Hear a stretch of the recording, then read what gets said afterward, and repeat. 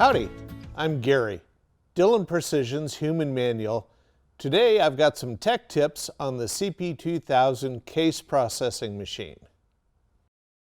If you are processing handgun brass on your CP2000 case processing machine, you'll need to adjust the Swage backup die for that. The Swage backup die for handguns is a one-piece. Now the central post is what holds the case down in the shell plate, because if you didn't have this, the Swage rod would push the case up through the top of the shell plate, breaking the shell plate, which is an expensive replacement. So to adjust this, start by threading it into the tool head. Just a couple of threads.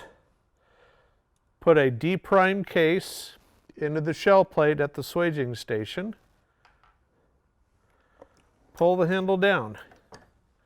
With your fingers, screw the Swage backup die down until it stops on the case. Lift the handle up, turn the die down approximately 1.5 turns. Pull the handle down.